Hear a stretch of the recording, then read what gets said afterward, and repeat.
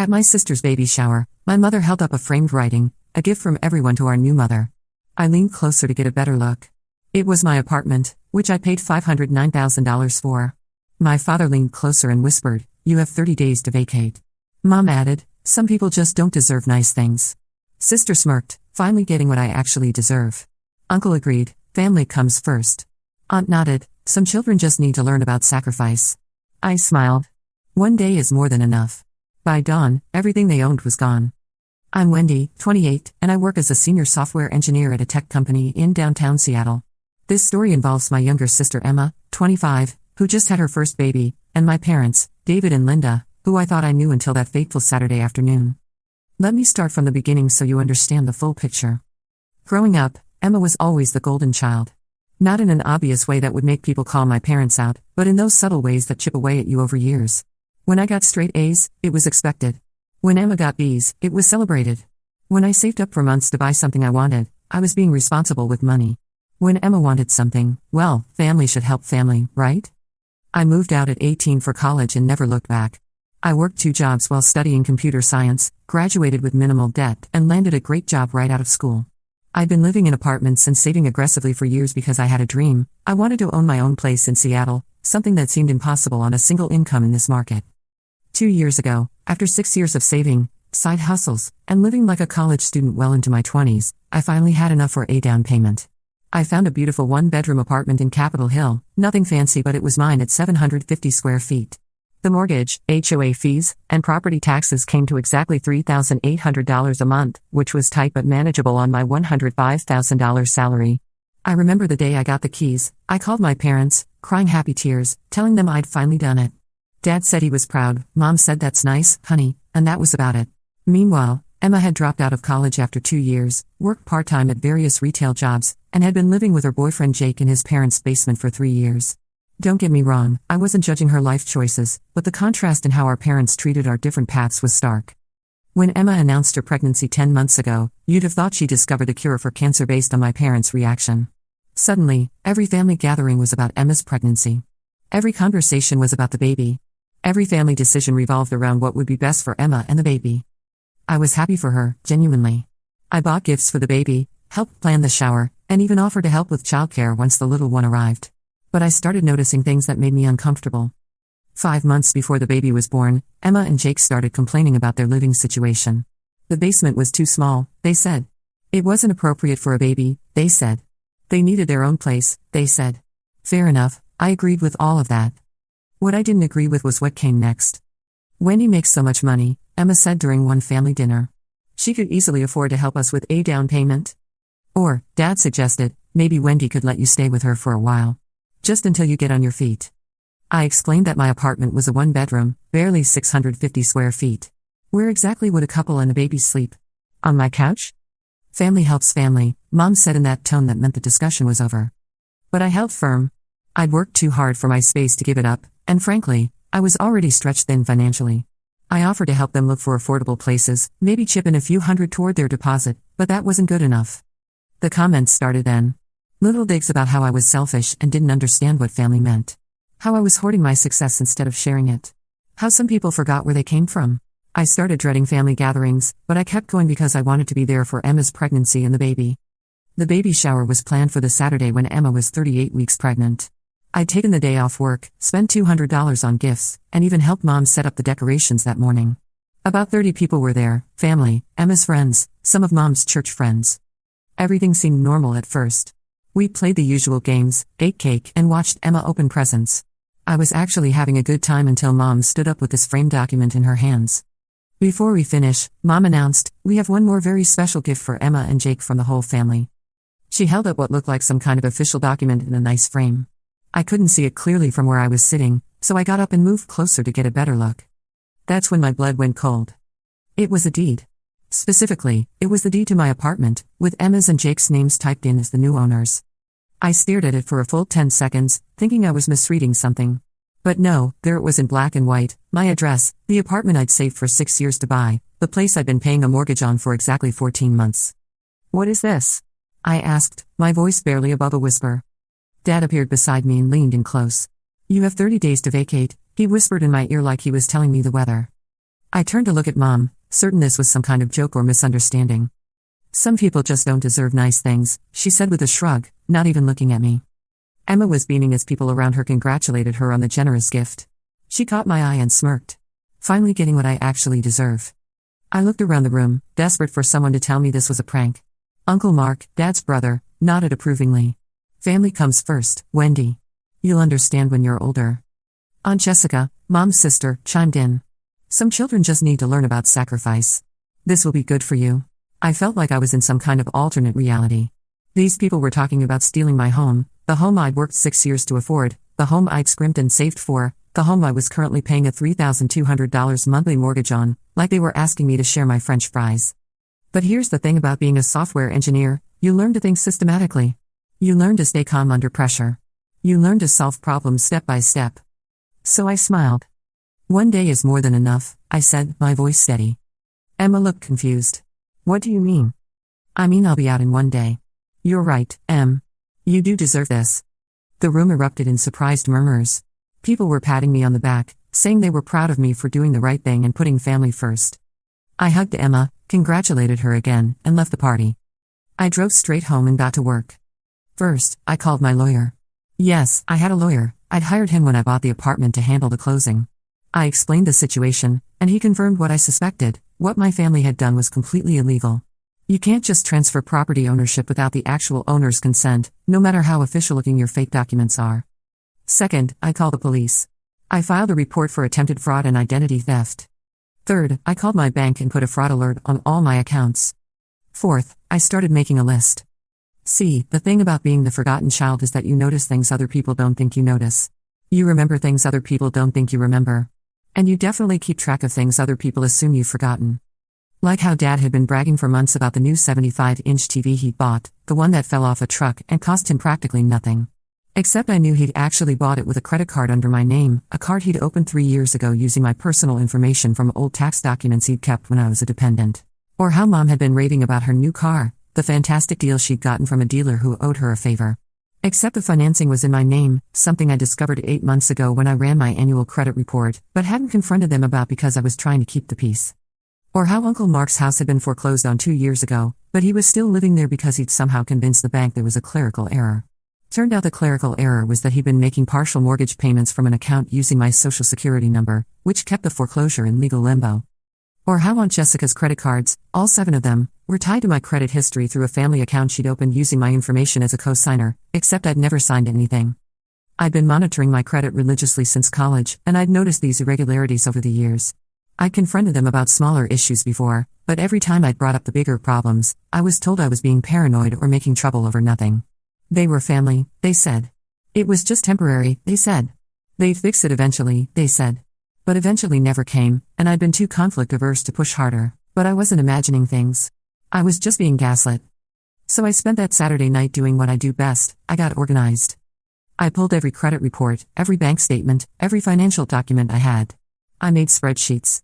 I created timelines. I gathered evidence. By Sunday morning, I had a complete picture of just how much my family had been stealing from me over the years. The total came to just over $180,000 in fraudulent charges, unauthorized loans, and identity theft spanning 5 years. I also had something else, a plan. I started with Dad's TV. One phone call to the credit card company, explaining that someone had stolen my identity to make the purchase. They opened a fraud investigation immediately and put a hold on the account.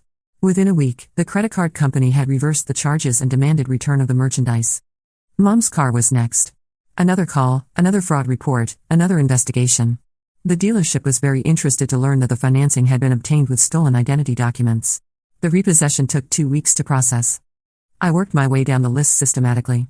Uncle Mark's mortgage payments, Aunt Jessica's credit cards, my cousin Tyler's student loans that he'd somehow attached to my credit using old documents, my other cousin Melissa's medical bills that had mysteriously appeared on my credit report when she'd given the hospital my social security number instead of hers. One by one, I reported every single fraudulent account, every unauthorized transaction, every stolen penny. The beauty of the system is that once you report identity theft with proper documentation, the burden of proof shifts to the people who made the charges. They have to prove they had permission to use your identity. And since none of them had my actual permission, they couldn't prove anything. But I wasn't done. I also called Emma's landlord, well, Jake's parents, technically. I explained that their son was about to be involved in a property fraud scheme and thought they should know. They were horrified and promised to handle it. I called Emma's work and Jake's work, not to get them fired, but to give them a heads up that they might be contacted by law enforcement regarding an ongoing fraud investigation. I called the baby shower venue and asked them to preserve any video footage from the event, as it might be needed for a criminal investigation. Then I called the locksmith and had my locks changed. And then I waited. Monday morning, my phone started ringing. It was Dad. Wendy, there's been some kind of mistake. They're trying to take back my TV. No mistake, Dad. I reported the credit card as stolen because it was opened without my permission. But I'm your father. You gave me permission. When? Show me where I signed something giving you permission to open a credit card in my name. Silence. You need to fix this, he demanded. I'm not fixing anything. You stole from me. I'm reporting the theft. That's how this works. He hung up on me. Tuesday, it was Mom. Wendy, I don't know what you think you're doing, but you need to stop this nonsense right now. I'm protecting myself from identity theft. We're your family. Family doesn't steal from family, Mom. You taught me that. She hung up too. Wednesday was Uncle Mark. Thursday was Aunt Jessica. Friday was a conference call with all of them, screaming at me about how I was destroying the family and being vindictive. Vindictive? I asked. I'm simply reporting crimes that were committed against me. If that's destroying the family, maybe the family was built on something that needed to be destroyed. Over the following 3 weeks, the consequences were rolling in steadily. Dad's TV was gone. Mom's car was being repossessed. Uncle Mark was being evicted from the house he'd been living in illegally for 2 years. Aunt Jessica's credit cards were all canceled, and she was being investigated for fraud. The phone calls were relentless. Every family member who had been at that baby shower was suddenly calling me, each with their own version of outrage. My cousin Tyler called Tuesday morning, screaming about how his student loans were suddenly in default. What did you do, Wendy? They're saying I committed fraud. You did commit fraud, Tyler. You used my social security number to get those loans. Did you think I'd never find out? But I needed them for school. And you make good money, so I figured it wouldn't hurt your credit. It's not your decision to make, Tyler. You stole my identity. That's a federal crime. You're really going to destroy my future over this? No, Tyler. You destroyed your own future when you decided to commit fraud. I'm just stopping you from continuing to destroy mine. My cousin Melissa was next, crying about her medical bills. Apparently, when she'd had her appendix out 2 years ago and couldn't afford the hospital bills, Uncle Mark had given the hospital my information instead of hers. I was in pain, Wendy. I wasn't thinking straight. Uncle Mark said it would be fine, that you'd understand. Melissa, do you realize I've been getting calls from debt collectors for medical bills for procedures I never had? Do you know what that does to someone's credit? Their stress levels? I'll pay you back. With what money? You're 23 and work part-time at a coffee shop. You can't pay back $23,000 in medical bills. So you're just going to ruin my life? I'm not ruining anything. I'm correcting a fraud that was committed against me. If that has consequences for you, maybe you should talk to Uncle Mark about why he thought it was okay to use someone else's identity without permission. But the call that really got to me was from my grandmother, Dad's mother. She was 84 and had always been the sweetest person in our family. Wendy, honey, she said in her trembling voice, I don't understand what's happening. Everyone's saying you're being mean to the family. I took a deep breath. Grandma, what exactly did they tell you? They said you're taking away everyone's things because you're mad about Emma's apartment gift. They said you're being selfish and hurting the family. I spent an hour on the phone with Grandma, carefully explaining what had actually happened. How family members had been using my personal information to open accounts without my permission. How they'd been making purchases and taking out loans in my name. How the apartment gift was actually them trying to steal my home. Oh my, she said when I finished. Oh my goodness. I had no idea. Wendy, that's terrible. I'm so sorry, sweetheart. It's not your fault, Grandma. But I raised your father better than that. I don't understand how this happened. I don't understand either, Grandma. What they did to you, that's not right. That's not family. Family protects each other, they don't. They don't steal from each other. Hearing her say that meant everything to me. This woman who had raised Dad, who had always preached about family loyalty and taking care of each other, understood immediately that what had been done to me was wrong. Are you going to be okay, honey? She asked. I think so, Grandma. I'm protecting myself now. Good. You should protect yourself. I'm proud of you for standing up for yourself. That conversation gave me the strength to keep going when the next wave of family drama hit. Emma called Wednesday night, hysterical. Wendy, you need to fix this. Jake's parents are threatening to kick us out. They're saying we're criminals. You're not criminals, Emma. But what happened at the baby shower was attempted fraud. But I didn't know. I thought it was real. Emma, let me ask you something. Did you ever, at any point, think to ask me about this apartment transfer? Did it ever occur to you to say, "Hey Wendy, are you really okay with giving us your home?" Silence. Did you ever wonder why I wasn't involved in planning this gift? Why I seemed surprised when Mom presented it? Why I looked upset? More silence. You didn't ask because you didn't want to know the truth. You wanted the apartment, and you were willing to take it even if it meant I lost my home. I was pregnant. I wasn't thinking clearly. Emma, being pregnant doesn't make you a different person. It doesn't change your moral compass. You saw an opportunity to get something you wanted, and you took it without caring how it affected me. I'm sorry. I said I'm sorry. What more do you want? I want you to understand that sorry doesn't undo the damage. I want you to understand that what happened at that baby shower showed me exactly how little you value me and my well-being. That's not true, isn't it? Emma, when Dad told me I had 30 days to vacate my own apartment, you smiled. When Mom said I didn't deserve nice things, you agreed. When they told me I needed to learn about sacrifice, you nodded along. You were happy to see me lose everything as long as you gained something. She was crying now. I didn't mean it like that. How did you mean it, then? I don't know. I was excited about having a place for the baby. I thought you'd be happy for me. Happy that you were taking my home? Emma, how does that make sense? I thought you'd understand. I thought you'd want to help. There's a difference between helping and being robbed, Emma. If you'd come to me and asked for help finding a place, or asked if I could contribute to a deposit, or asked for advice on apartments, I would have helped. But you didn't ask. You just took. Because I knew you'd say no. And there it was. The truth. So you decided to take it anyway. Yes. Yes, okay. I decided to take it anyway because I needed it more than you did. Based on what? Based on the fact that I worked 60-hour weeks for 6 years to afford it? Based on the fact that I live within my means while you and Jake live beyond yours? Based on what calculation did you decide you needed my home more than I did? I have a baby. And I have a life, Emma. I have a job, and bills, and a mortgage, and responsibilities. Having a baby doesn't give you the right to other people's property. Family is supposed to help family. Help, yes. Enable, no. There's a difference between helping someone and allowing them to steal from you. The conversation ended with her hanging up on me, but not before she said something that really stuck with me. I hope you're happy. You chose money over family. I wasn't happy. I was exhausted and hurt and angry. But I also knew I was doing the right thing. The thing about financial abuse is that it's insidious. It starts small and builds over time. A credit card here, a loan there, a bill that somehow gets attached to your account. Each incident alone seems manageable, so you don't fight it. You tell yourself it's easier to just pay it and move on. You tell yourself that family is more important than money. But it's not really about the money.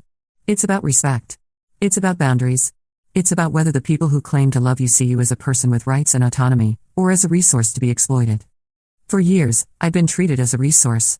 The successful daughter who could absorb financial hits. The responsible one who would always figure it out.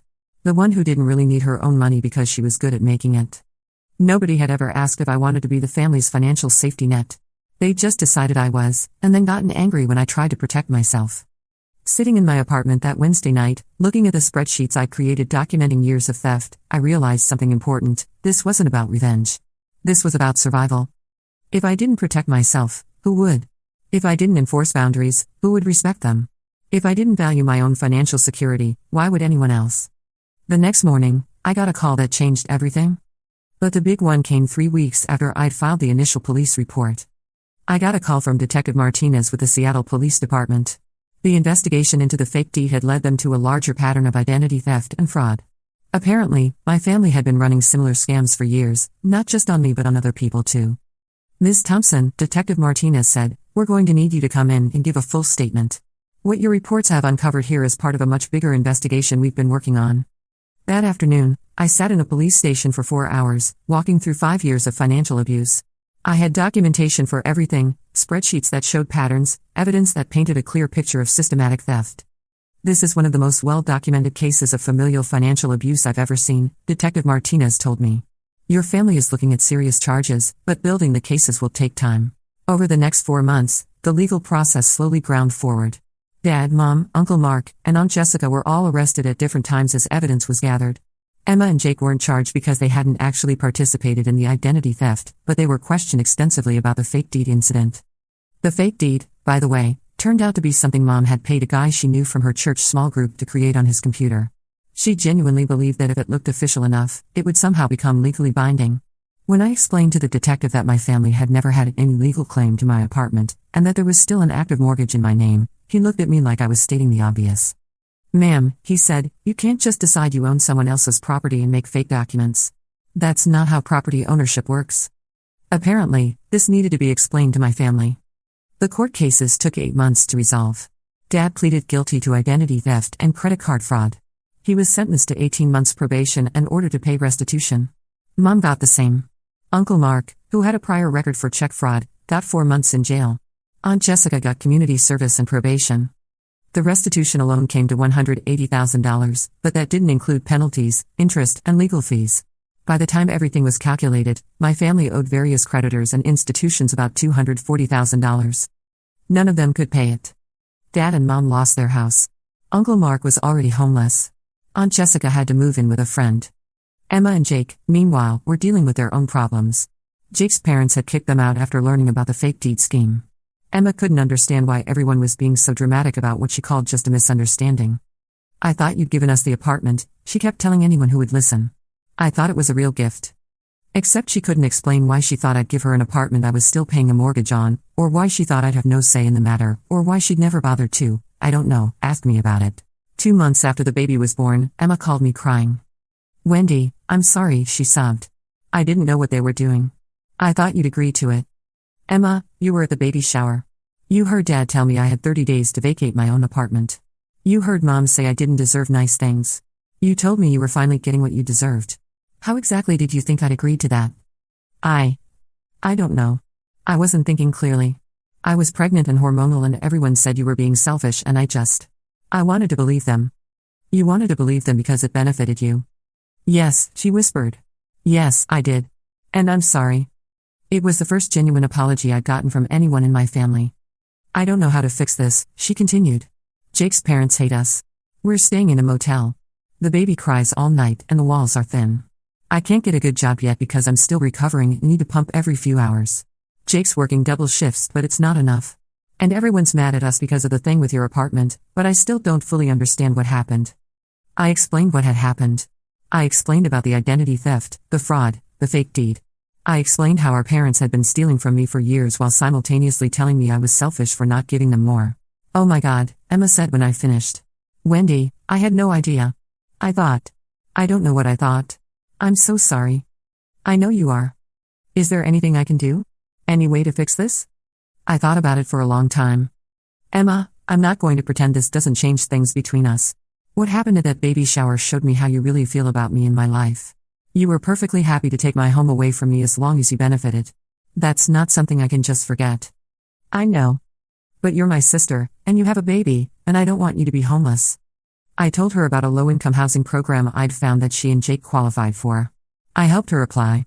I also helped her apply for WIC and other assistance programs. "I'm not giving you money," I made clear. "I'm not paying your bills or solving your problems for you. But I'll help you find resources and figure out how to solve your own problems." "That's more than I deserve." "Yeah, it probably is." 8 months later, Emma and Jake were in a subsidized apartment. It wasn't fancy, but it was clean and safe and affordable. Emma had gotten a part-time remote job doing data entry that worked around the baby's schedule. Jake was working full-time at a warehouse. They were making it work. Dad and Mom, meanwhile, were living in a one-bedroom apartment in a not-great part of town, both working retail jobs to try to pay their restitution. Uncle Mark was in a halfway house. Aunt Jessica was living with her friend and working at a call center. None of them had apologized to me except Emma. A year and a half later, I got a text from Mom, "I hope you're happy. You destroyed this family over money." I didn't respond. But if I had, I would have told her that I didn't destroy anything. I just stopped pretending that what they built was legitimate. I stopped enabling their behavior. I stopped letting them steal from me while calling it love. The family was always broken. I just finally stopped pretending it wasn't. Today, Emma and I have a cordial but distant relationship. We text occasionally, mostly about the baby. I've met my nephew twice. He's beautiful and innocent and deserves better than the chaos his arrival caused. I'm still in my apartment, the one I saved 6 years to buy, the one I work hard every month to afford. It's still just as small and just as expensive and just as worth it. And I've learned something important: when people show you who they are, believe them the first time. When people tell you that you don't deserve nice things, when they try to take what you've worked for, When they demand you sacrifice your security for their comfort, they're not family. They're just people who happen to share your DNA. Real family doesn't steal from you. Real family doesn't gaslight you when you try to protect yourself. Real family doesn't try to take your home and then act like you're the villain for stopping them. I spent 28 years trying to earn their love and approval. It turns out what I needed to do was earn my own respect by refusing to accept their abuse. The apartment is quiet now. No more family drama, no more financial stress from their fraud, no more guilt trips about being selfish with money I earned. It's just me, my cat, I got a cat, and the life I built for myself. And you know what? I do deserve nice things. I deserve the home I worked for. I deserve financial security. I deserve to not have my identity stolen by people who claim to love me. Some people say blood is thicker than water. But I've learned that the full saying is the blood of the covenant is thicker than the water of the womb. The family you choose is stronger than the family you're born into. I chose to choose myself. And for the first time in my life, that feels like enough. Update: a lot of people in the comments have asked what happened with the restitution money and whether I ever got my $180,000 back. The short answer is, some of it. Through the criminal restitution process, I've gotten back about $75,000 so far. It comes in small monthly payments that will continue for years. Dad and Mom each pay $150 a month, Uncle Mark pays $25 when he's employed, and Aunt Jessica pays $80. It's not much, but it's something. The credit agencies removed all the fraudulent accounts from my credit report, so my credit score actually improved dramatically once everything was cleaned up. That was almost more valuable than the money. I also sued civilly and got a judgment for the remaining amount, but you can't get blood from a stone. None of them have significant assets to garnish. Honestly, I didn't do this for the money. I did it because they needed to face consequences for their actions. And they have. Second update: Emma's baby is now 18 months old, and she's doing much better. She and Jake moved to a larger subsidized apartment, and she's working full-time now from home doing customer service. She's been in therapy to deal with what she calls the family stuff, and she's made a real effort to understand how toxic our family dynamic was. We have dinner once a month now, just the two of us. She's never asked me for money, and she's never minimized what happened. She owns her part in it, and she's working to be different. Last month she told me, "I used to think you were lucky to have money and success. Now I realize you weren't lucky. You worked for it, and you protected it, and you deserve to keep it. I'm sorry it took me so long to understand that." That meant more to me than any of the restitution money. As for the rest of them, Dad and Mom are still together, still working retail, still paying restitution, and still convinced they're the victims in this story. I haven't spoken to them in over a year. Uncle Mark violated his probation and is back in jail. Aunt Jessica moved to another state and I lost track of her. I'm doing well. Got a promotion at work, bought some actual furniture for my apartment. It's amazing what you can afford when people aren't stealing from you, and I'm even dating someone. His name is Chris, he's a teacher, and when I told him this whole story, his response was, "Good for you for protecting yourself." It's nice to be with someone who thinks I deserve nice things. Life is good. Quiet, peaceful, and good.